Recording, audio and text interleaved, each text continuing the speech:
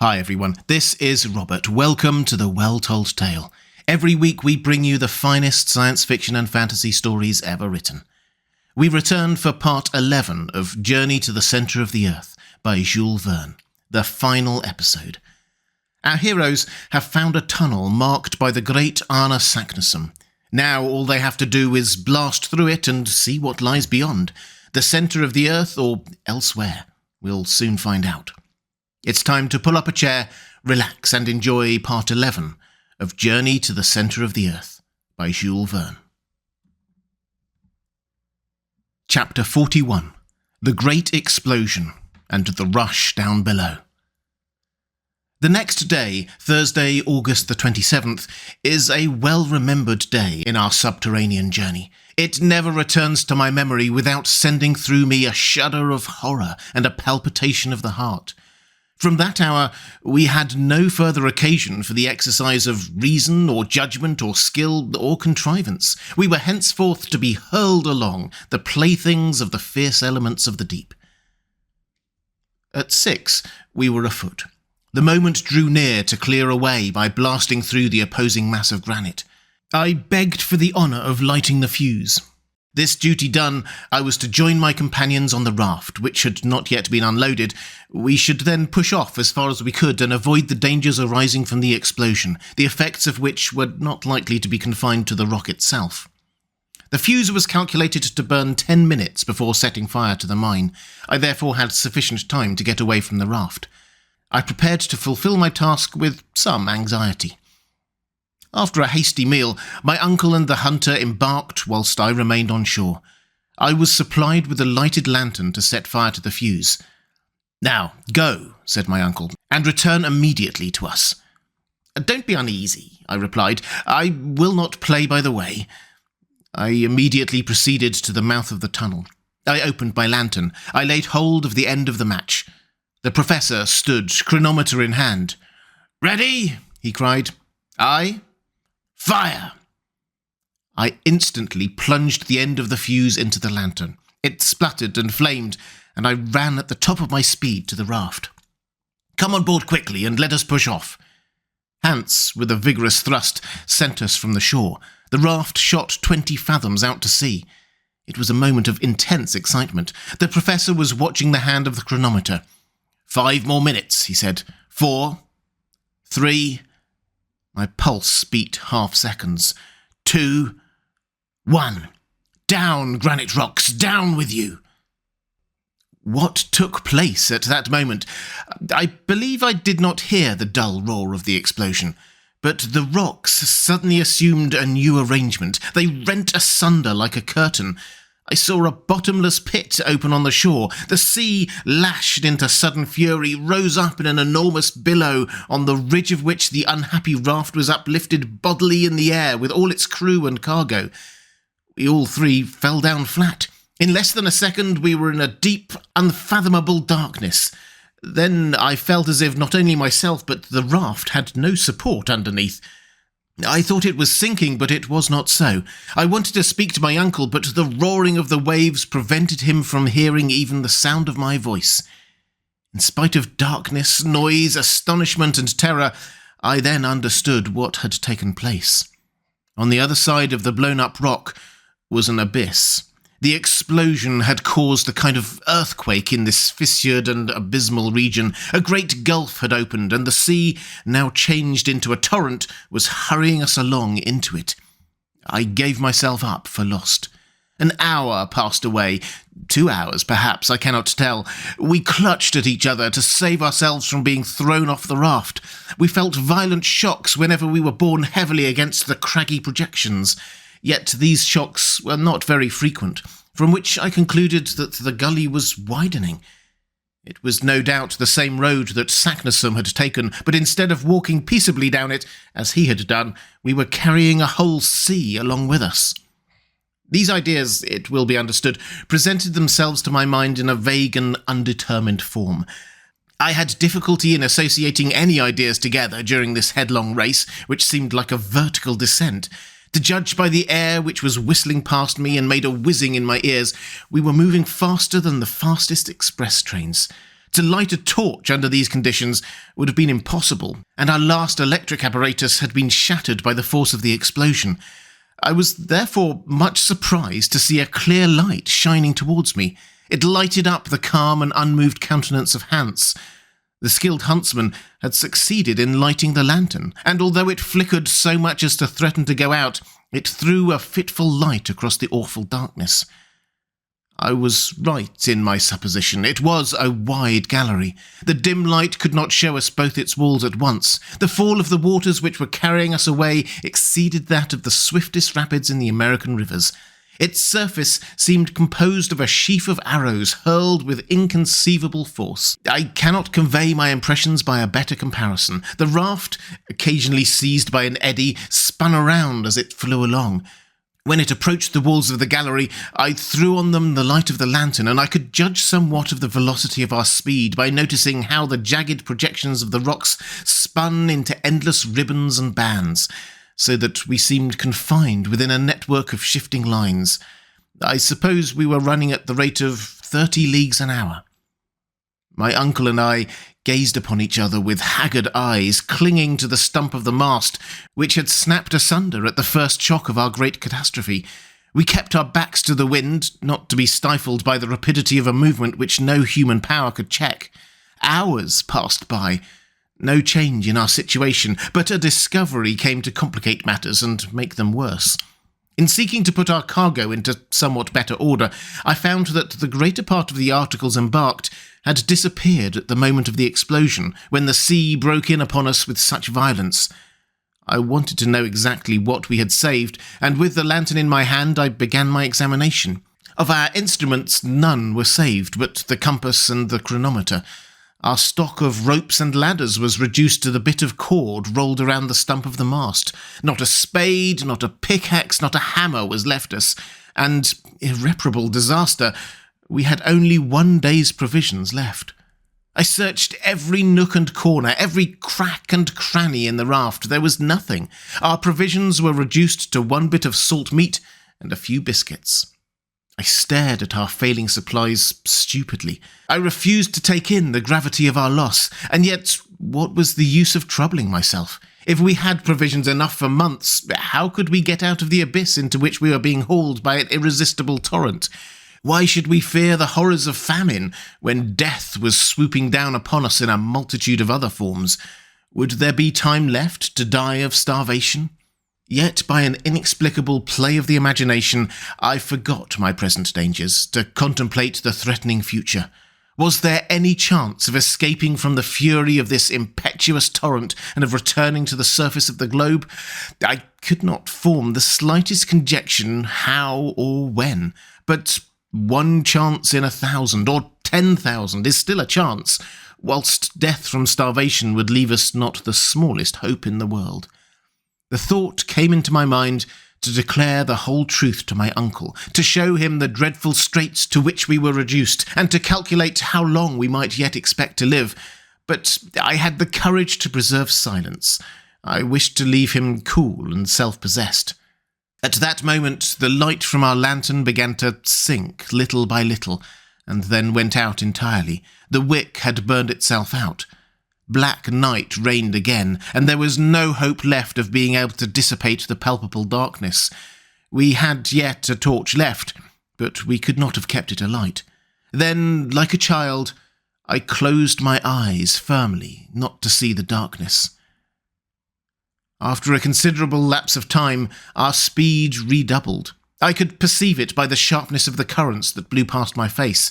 The descent became steeper. I believe we were no longer sliding, but falling down. I had an impression that we were dropping vertically. My uncle's hand and the vigorous arm of Hans held me fast. Suddenly, after a space of time that I could not measure, I felt a shock. The raft had not struck against any hard resistance, but had suddenly been checked in its fall. A waterspout, an immense liquid column, was beating upon the surface of the waters. I was suffocating. I was drowning. But this sudden flood was not of long duration. In a few seconds, I found myself in the air again, which I inhaled with all the force of my lungs. My uncle and Hans were holding me fast by the arms, and the raft was still carrying us. Chapter 42. Headlong speed upward through the horrors of darkness. It might have been, as I guessed, about 10 at night. The first of my senses which came into play after this last bout was that of hearing. All at once I could hear, and it was a real exercise of the sense of hearing. I could hear the silence in the gallery after the din which for hours had stunned me. At last these words of my uncle's came to me like a vague murmuring. "We are going up." "What do you mean?" I cried. "Yes, we are going up. Up!" I stretched out my arm. I touched the wall and drew my hand back, bleeding. We were ascending with extreme rapidity. "The torch! The torch!" cried the professor. Not without difficulty, Hans succeeded in lighting the torch, and the flame, preserving its upward tendency, threw enough light to show us what kind of place we were in. "Just as I thought," said the professor. "We were in a tunnel not 24 feet in diameter. The water had reached the bottom of the gulf. It is now rising to its level and carrying us with it." "Where to?" "I cannot tell, but we must be ready for anything. We are mounting at a speed which seems to me of 14 feet in a second, or 10 miles an hour. At this rate we shall get on." "Yes, if nothing stops us, if this well has an aperture. But suppose it to be stopped. If the air is condensed by the pressure of this column of water, we shall be crushed."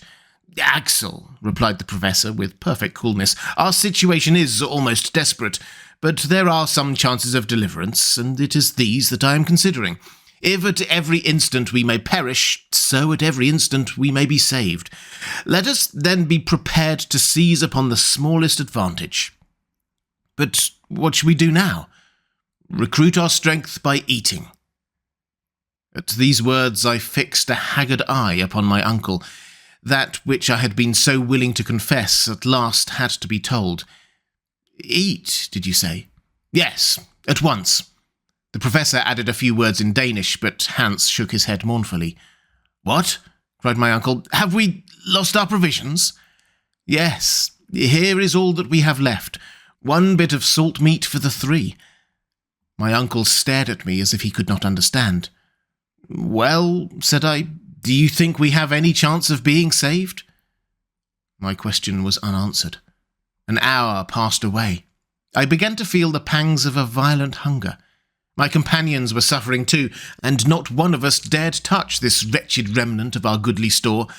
But now we were mounting up with excessive speed. Sometimes the air would cut our breath short, as if experienced by aeronauts ascending too rapidly. But whilst they suffer from cold in proportion to their rise, we were beginning to feel a contrary effect. The heat was increasing in a manner to cause us a most fearful anxiety, and certainly the temperature was at this moment at the height of 100 degrees Fahrenheit. What could be the meaning of such a change? Up to this time, facts had supported the theories of Davy and Liedenbrock. Until now, the particular conditions of non-conducting rocks, electricity and magnetism had tempered the laws of nature, giving us only a moderately warm climate. For the theory of a central fire remained in my estimation the only one that was true and explicable. Were we then turning back to where the phenomena of central heat ruled in all their rigour, and would reduce the most refractory rocks to the state of a molten liquid? I feared this, and said to the professor, "If we are neither drowned, nor shattered to pieces, nor starved to death, there is still the chance that we may be burned alive and reduced to ashes." At this he shrugged his shoulders and returned to his thoughts. Another hour passed, and except some slight increase in the temperature, nothing new had happened. "Come," said he, "we must determine upon something." "Determine on what?" said I. "Yes, we must recruit our strength by carefully rationing ourselves, and so prolong our existence by a few hours, but we shall be reduced to a very great weakness at last. And our last hour is not far off. Well, if there is a chance of safety, if a moment for active exertion presents itself, where should we find the required strength if we allowed ourselves to be enfeebled by hunger?" "Well, uncle, when this bit of meat has been devoured, what shall we have left?" "Nothing, Axel, nothing at all. But will it do you any more good to devour it with your eyes than with your teeth? Your reasoning has in it neither sense nor energy." "Then Don't you despair? I cried irritably. No, certainly not, was the professor's firm reply. What? Do you think there is any chance of safety left? Yes, I do. As long as the heart beats, as long as body and soul keep together. I cannot admit that any creature endowed with a will has a need to despair of life. Resolute words, these. The man who could speak so under such circumstances was of no ordinary type. Finally, what do you mean to do? I asked. Eat what is left to the last crumb and recruit our fading strength. This meal will be our last, perhaps, so let it be. But at any rate, we shall once more be men, and not exhausted, empty bags. Well, let us consume it, then, I cried. My uncle took the piece of meat and the few biscuits which had escaped from the general destruction. He divided them into 3 equal portions, and gave one to each. This made about a pound of nourishment for each. The professor ate his greedily, with a kind of feverish rage. I ate without pleasure, almost with disgust. Hans quietly, moderately, masticating his small mouthfuls without any noise, and relishing them with the calmness of a man above all anxiety about the future. By diligent search he had found a flask of Hollands. He offered it to us each in turn, and this generous beverage cheered us up slightly. "Vortelflieg," said Hans, drinking in his turn. "Excellent," replied my uncle. A glimpse of hope had returned, although without cause, but our last meal was over, and it was now 5 in the morning. Man is so constituted that health is a purely negative state. Hunger once satisfied, it is difficult for a man to imagine the horrors of starvation. They cannot be understood without being felt. Therefore it was that after our long fast, these few mouthfuls of meat and biscuit made us triumph over our past agonies. But as soon as the meal was done, we each of us fell deep into thought. What was Hans thinking of, that man of the far west, but who seemed ruled by the fatalist doctrines of the East? As for me, my thoughts were made up of remembrances, and they carried me up to the surface of the globe of which I ought never to have taken leave. The house in the Königstrasse, my dear poor Gräuben, that kind soul Martha, flitted like visions before my eyes, and in the dismal moanings from which time to time reached my ears, I thought I could distinguish the roar of the traffic of the great cities upon earth. My uncle still had his eye upon his work. Torch in hand, he tried to gather some idea of our situation from the observations of the strata. This calculation could at best be but a vague approximation, but a learned man is always a philosopher when he succeeds in remaining cool, and assuredly Professor Liedenbrock possessed this quality to a surprising degree. I could hear him murmuring geological terms. I could understand them, and in spite of myself I felt interested in this last geological study. "Eruptive granite," he was saying. "We're still in the primitive period, but we are going up, higher still. Who can tell?" Who can tell? With his hand he was examining the perpendicular wall, and in a few more minutes he continued. "This is nice. This is mica schist. Presently we shall come to the transition period, and then—" What did the professor mean? Could he be trying to measure the thickness of the crust of the earth that lay between us and the world above? Had he any means of making this calculation? No, he had not the aneroid, and no guessing could supply its place. Still the temperature kept rising, and I felt myself steeped in a broiling atmosphere. I could only compare it to the heat of a furnace at the moment when the molten metal is running into the mould. Gradually we had been obliged to throw aside our coats and waistcoats, the lightest covering becoming uncomfortable and even painful. "Are we rising into a fiery furnace?" I cried at one moment when the heat was redoubling. "No," replied my uncle, "that is impossible, quite impossible." "Yet," I answered, feeling the wall, "this well is burning hot." At the same moment, touching the water, I had to withdraw my hand in haste. "The water is scalding," I cried. This time the professor's only answer was an angry gesture. Then an unconquerable terror seized upon me, from which I could no longer get free. I felt that a catastrophe was approaching before which the boldest spirit must quail. A dim, vague notion laid hold of my mind, but which was fast hardening into certainty. I tried to repel it, but it would return. I dared not express it in plain terms, yet a few involuntary observations confirmed me in my view. By the flickering light of the torch, I could distinguish contortions in the granite beds. A phenomenon was unfolding in which electricity would play the principal part. Then this unbearable heat, this boiling water. I consulted the compass. The compass had lost its properties. It had ceased to act properly. Chapter 43. Shot out of a volcano at last. Yes, our compass was no longer a guide. The needle flew from pole to pole with a kind of frenzied impulse. It ran round the dial and spun hither and thither as if it were giddy or intoxicated. I knew quite well that according to the best-received theories, the mineral covering of the globe is never at absolute rest. The changes brought about by the chemical decomposition of its component parts, the agitation caused by great liquid torrents, and the magnetic currents are continually tending to disturb it, even when living beings upon its surface may fancy that all is quiet below. A phenomenon of this kind would not have greatly alarmed me, or at any rate it would not have given rise to dreadful apprehensions. But other facts, other circumstances of a peculiar nature came to reveal to me by degrees the true state of our case.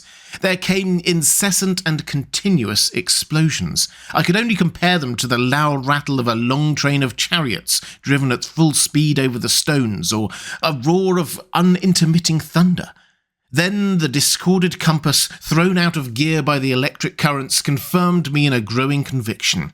The mineral crust of the globe threatened to burst open, the granite foundations to come together with a crash, the fissure through which we were helplessly driven would be filled up, the void would be full of crushed fragments of rock, and we poor wretched souls were to be buried and annihilated in this dreadful consummation. "My uncle!" I cried.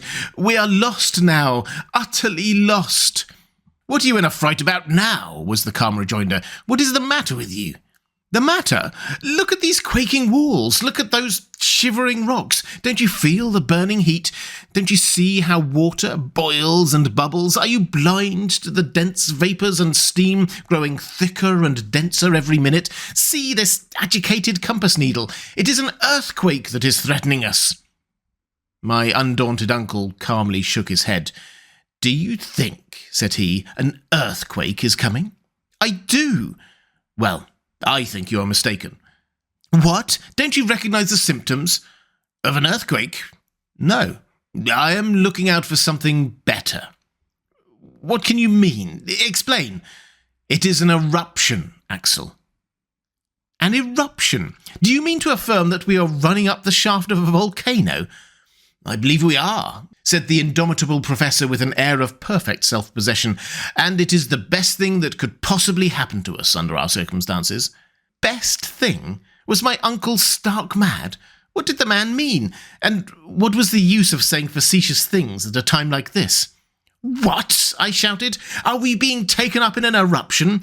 Our fate has flung us here among the burning lavas, molten rocks, boiling waters, and all kinds of volcanic matter. We are going to be pitched out, expelled, tossed up, vomited, spit out high into the air, along with fragments of rock, showers of ash and scoria, in the midst of a towering rush of smoke and flames, and it is the best thing that could happen to us."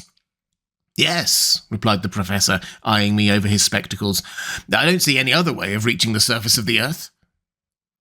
I pass rapidly over the 1,000 ideas which passed through my mind. My uncle was right, undoubtedly right, and never had he seemed to me more daring and more confirmed in his notions than at this moment when he was calmly contemplating the chances of being shot out of a volcano. In the meantime, up we went.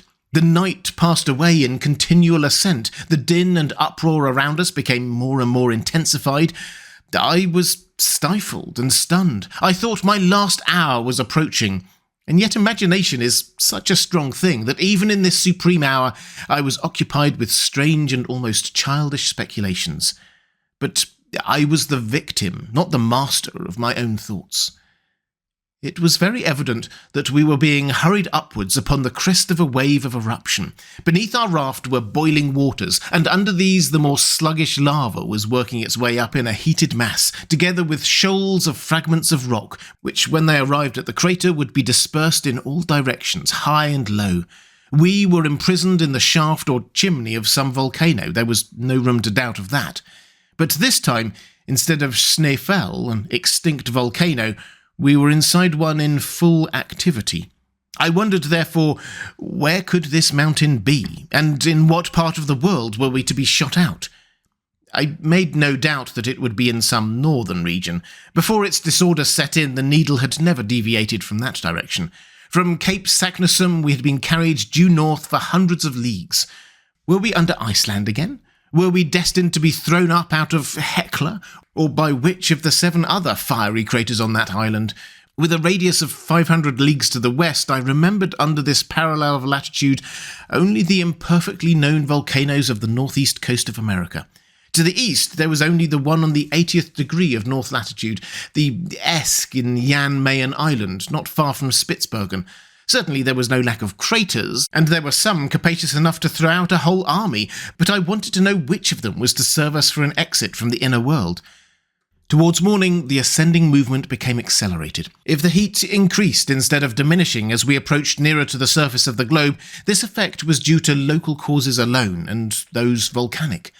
The manner of our locomotion left no doubt in my mind. An enormous force, a force of hundreds of atmospheres, generated by the extreme pressure of confined vapours, was driving us irresistibly forward.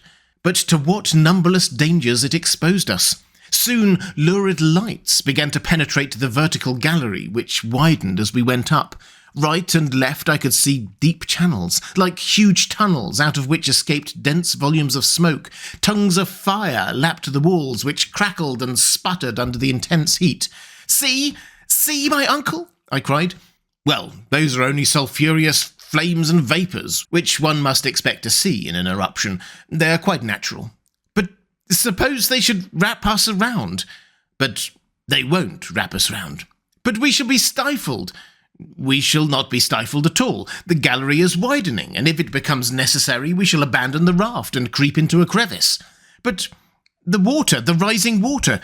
"There is no more water, Axel. Only a lava paste, which is bearing us up on its surface to the top of the crater." The liquid column had indeed disappeared, to give place to dense and still boiling eruptive matter of all kinds. The temperature was becoming unbearable. A thermometer exposed to this atmosphere might have marked 150 degrees. The perspiration streamed from my body. But for the rapidity of our ascent, we should have been suffocated. But the professor gave up his idea of abandoning the raft, and it was well he did. However roughly joined together, these planks afforded us a firmer support than we could have found anywhere else. About 8 in the morning, a new incident occurred. The upward movement ceased. The raft lay motionless. "What is this?" I asked, shaken by this sudden stoppage as if by a shock. "It is a halt," replied my uncle. "Is the eruption checked?" I asked. "I hope not." I rose and tried to look around me.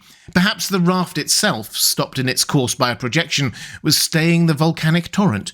If this were the case, we should have to release it as soon as possible, but it was not so. The blast of ashes, scorix, and rubbish had ceased to rise. "Has the eruption stopped?" I cried. "Ah," said my uncle between his clenched teeth, "you were afraid.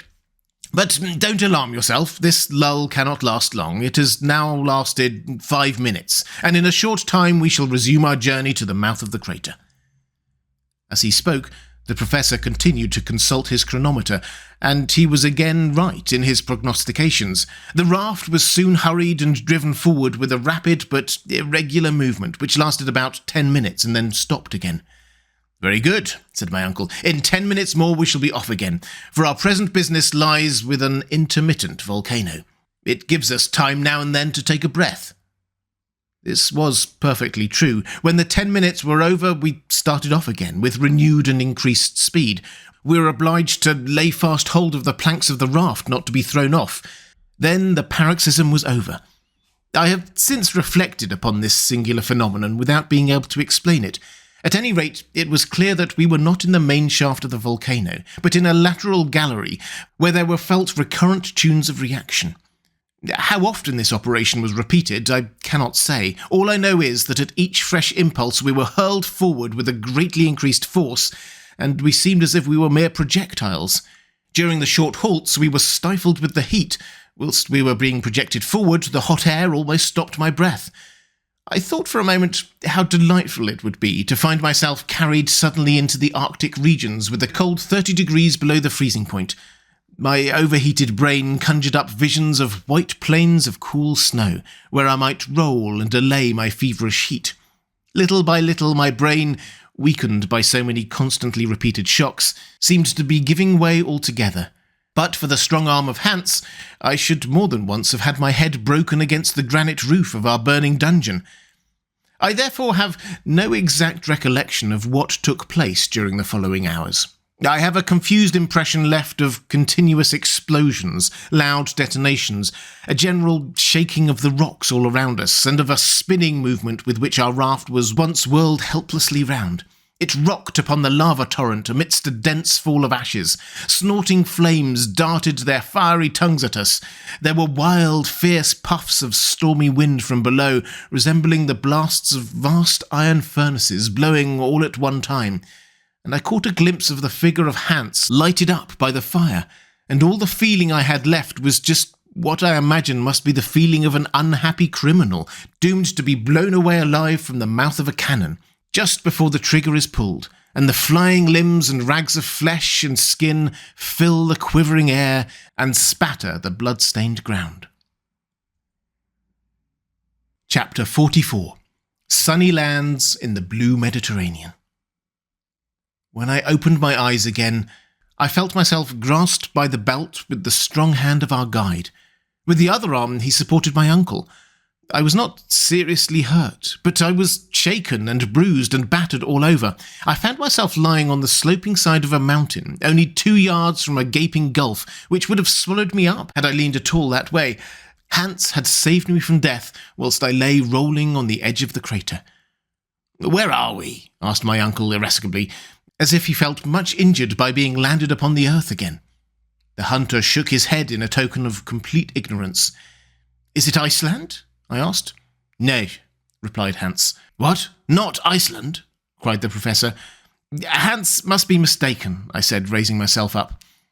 This was our final surprise after all the astonishing events of our wonderful journey. I expected to see a white cone covered with the eternal snow of ages rising from the middle of the barren deserts of the icy north, faintly lighted with the pale rays of the Arctic sun, far away in the highest latitudes known. But contrary to all our expectations, my uncle, the Icelander, and myself were sitting halfway down a mountain, baked under the burning rays of a southern sun, which was blistering us with the heat and blinding us with the fierce light of its nearly vertical rays. I could not believe my own eyes, but the heated hair and the sensation of burning left me no room for doubt. We had come out of the crater half naked, and the radiant orb to which we had been strangers for 2 months was lavishing upon us out of his amazing splendours more of his light and heat than we were able to receive with comfort. When my eyes had become accustomed to the bright light to which they had been so long strangers, I began to use them to set my imagination right. At least I would have it to be Spitzbergen, and I was in no humour to give up this notion. The professor was the first to speak, and said, "Well, this is not much like Iceland." "But is it Jan Mayen?" I asked. "Nor that either," he answered. "This is no northern mountain. Here are no granite peaks capped with snow. Look, Axel, look." Above our heads, at a height of 500 feet or more, we saw the crater of a volcano, through which, at intervals of 15 minutes or so, there issued with loud explosions lofty columns of fire, mingled with pumice stones, ashes, and flowing lava. I could feel the heaving of the mountain, which seemed to breathe like a huge whale and puff out fire and wind from its vast blowholes.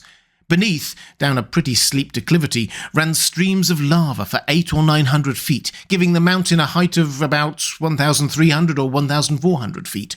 But the base of the mountain was hidden in a perfect bower of rich verdure, amongst which I was able to distinguish the olive, the fig, and vines, covered with their luscious purple branches.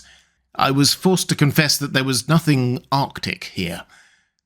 When the eye passed beyond these green surroundings, it rested on a wide blue expanse of sea or lake, which appeared to enclose this enchanting island within a compass of only a few leagues. Eastward lay a pretty little white seaport town or village, with a few houses scattered around it, and in the harbour of which a few vessels of peculiar rig were gently swayed by the softly swelling waves. Beyond it, groups of islets rose from the smooth blue waters, but in such numbers that they seemed to dot the sea like a shoal. To the west, distant coasts lined the dim horizon, on some rose-blue mountains of smooth undulating forms. On a more distant coast arose a prodigious cone, crowned on its summit with a snowy plume of white cloud. To the northward lay spread a vast sheet of water, sparkling and dancing under the hot bright rays, the uniformity broken here and there by the topmast of a gallant ship appearing over the horizon, or a swelling sail moving slowly before the wind. This unforeseen spectacle was most charming to eyes long used to underground darkness. "Where are we? Where are we?" I asked faintly. Hans closed his eyes with lazy indifference. What did it matter to him? My uncle looked round with dumb surprise. "Well, whatever mountain this may be," he said at last, "it is very hot here. The explosions are going on still, and I don't think it would look well to have us come out by an eruption than to get our heads broken off by bits of falling rock. Let us get down. Then we shall know better what we are about. Besides, I'm starving and parching with thirst." Decidedly, the professor was not given to contemplation. For my part, I could for another hour or two have forgotten my hunger and my fatigue to enjoy the lovely scenes before me, but I had to follow my companions. The slope of the volcano was in many ways of great steepness. We slid down screes of ashes, carefully avoiding the lava streams which glided sluggishly by us like fiery serpents. As we went, I chattered and asked all sorts of questions as to our whereabouts, for I was too much excited not to talk a great deal. "We are in Asia," I cried, "on the coasts of India, on the Malay Islands, or in Oceania. We have passed through half the globe and come out at nearly the Antipodes." "But the compass?" said my uncle. "Aye, the compass," I said, greatly puzzled. "According to the compass, we have gone northward." "Has it lied?" "Surely not." "Could it lie?" "Unless, indeed, this is the North Pole?" "Oh, no, it is not the pole, but—" Well, here was something that baffled us completely. I could not tell what to say. But now we were coming into that delightful greenery, and I was suffering greatly from hunger and thirst. Happily, after 2 hours walking, a charming country lay open before us, covered with olive trees, pomegranate trees, and delicious vines, all of which seemed to belong to anybody who pleased to claim them. Besides, in our state of destitution and famine, we were not likely to be particular. Oh, the inexpressible pleasure of pressing those cool, sweet fruits to our lips and eating grapes by mouthfuls off of the rich, full bunches. Not far off, in the grass, under the delicious shade of the trees, I discovered a spring of fresh, cool water, in which we luxuriously bathed our faces, hands, and feet.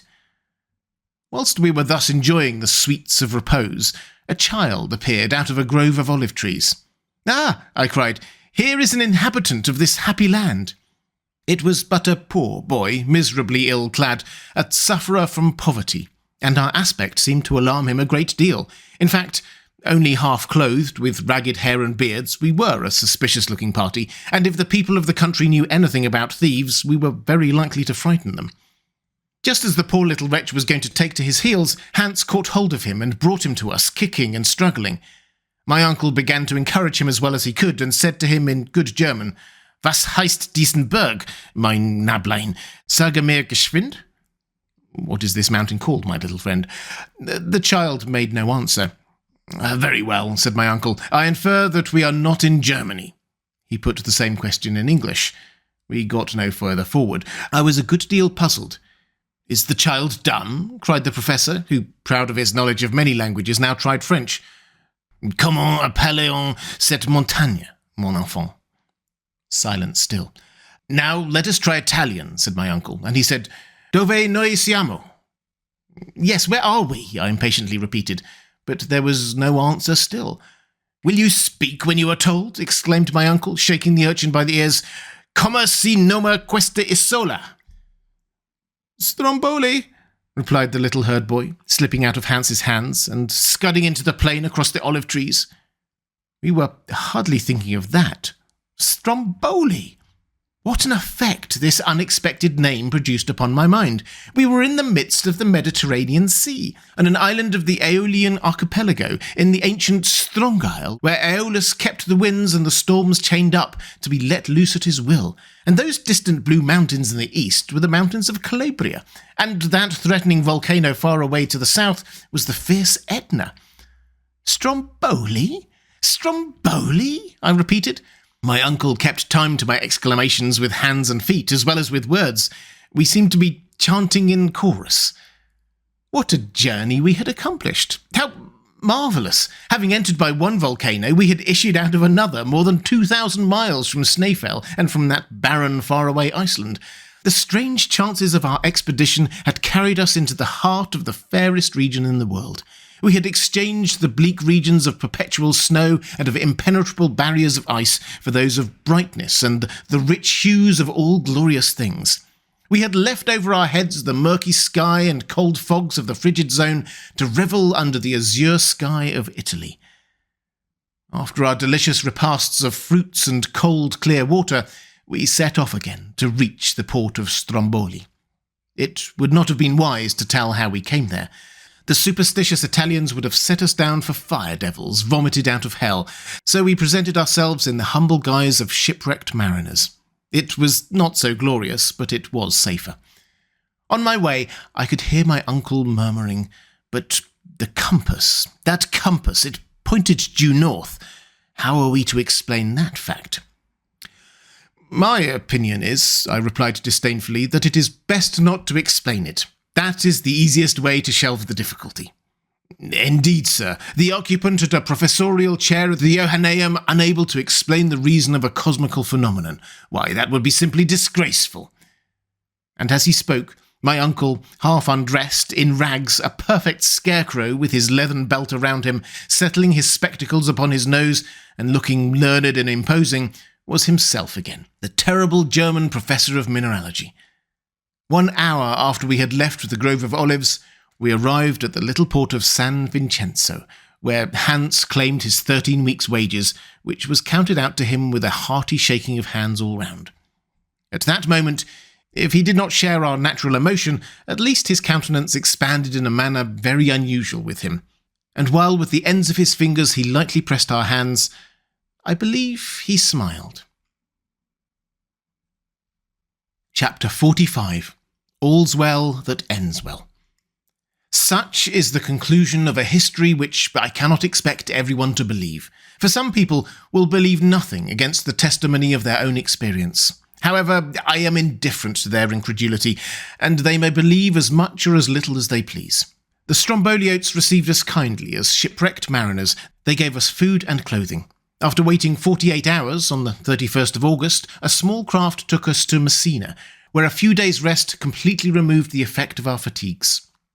On Friday, September the 4th, we embarked on the steamer Volcano, employed by the French Messagerie Impériale, and in 3 days more we were at Marseille, having no care on our minds except that abominable, deceitful compass, which we had mislaid somewhere and could not now examine, but its inexplicable behaviour exercised my mind fearfully.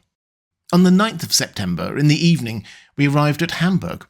I cannot describe to you the astonishment of Martha or the joy of Gräuben.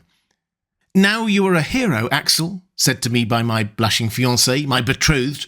"You will not leave me again." I looked tenderly upon her, and she smiled through her tears. How can I describe the extraordinary sensation produced by the return of Professor Liedenbrock?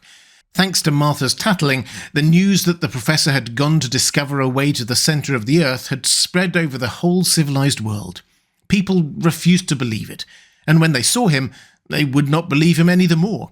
Still, the appearance of Hans and sundry pieces of intelligence derived from Iceland tended to shake the confidence of the unbelievers.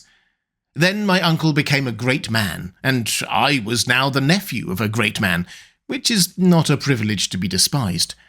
Hamburg gave a great fete in our honour. A public audience was given to the professor at the Johanneum, at which he told all about our expedition, with only one omission, the unexplained and inexplicable behaviour of our compass.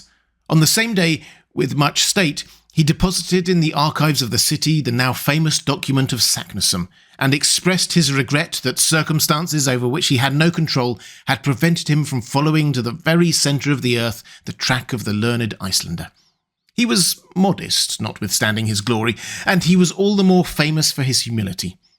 So much honour could not but excite envy. There were those who envied him his fame, and as his theories, resting upon known facts, were in opposition to the systems of science upon the questions of central fire, he sustained with his pen and by his voice remarkable discussions with the learned of every country. For my part, I cannot agree with his theory of gradual cooling, in spite of what I have seen and felt. I believe, and always shall believe, in the central heat. But I admit that certain circumstances not yet sufficiently understood may tend to modify in places the actions of natural phenomena. While these questions were being debated with great animation, my uncle met with real sorrow. Our faithful Hans, in spite of our entreaties, had left Hamburg. The man to whom we owed all our success and our lives too would not suffer us to reward him as we would have wished. He was seized with the mal de paix, a complaint for which we have not even a name in English. "Farewell," he said one day, and with that simple word he left us and sailed for Reykjavik, which he reached in safety. We were strongly attached to our brave eider-down hunter. Though far away in the remotest north, he will never be forgotten by those whose lives he protected, and certainly I shall not fail to endeavour to see him once more before I die. To conclude, I have to add that this journey to the interior of the earth created a wonderful sensation in the world. It was translated into all civilized languages. The leading newspapers extracted the most interesting passages, which were commented upon, picked to pieces, discussed, attacked, and defended with equal enthusiasm and determination by both believers and skeptics. Rare privilege. My uncle enjoyed during his lifetime the glory he had deservedly won, and he may even boast the distinguished honour of an offer from Mr. Barnum to exhibit him on most advantageous terms in all the principal cities of the United States. But there was one dead fly amidst all this glory and honour. One fact, one incident of the journey remained a mystery. Now, to a man eminent for his learning, an unexplained phenomenon is an unbearable hardship. Well, it was yet reserved for my uncle to be completely happy. One day, while arranging a collection of minerals in his cabinet, I noticed in a corner this unhappy compass, which we had long lost sight of. I opened it and began to watch it. It had been in that corner for 6 months, little mindful of the trouble it was giving. Suddenly, to my intense astonishment, I noticed a strange fact, and I uttered a cry of surprise. "What is the matter?" my uncle asked. "That compass." "Well?"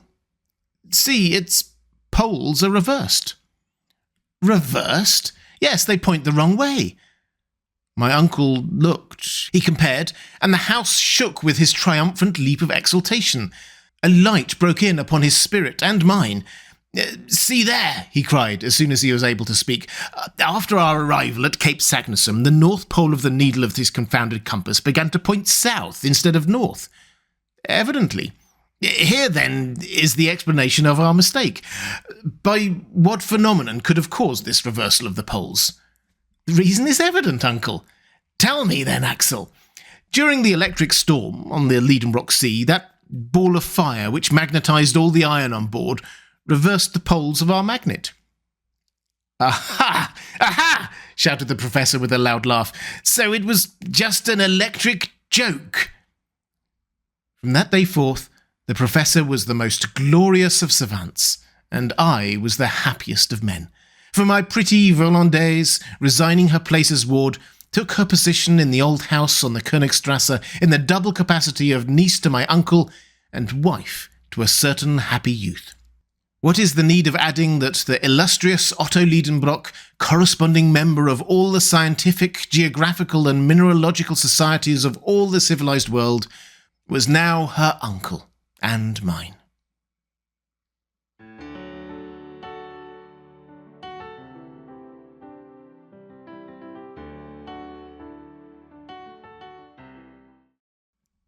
And welcome back. I hope you enjoyed Journey to the Centre of the Earth by Jules Verne. If you'd like to support The Well Told Tale as we make these classics available for free to everyone, thank you. The best way to do that is through my Patreon page. There's a link in the description. I'll be back next week with a classic fantasy story. I hope you can join me.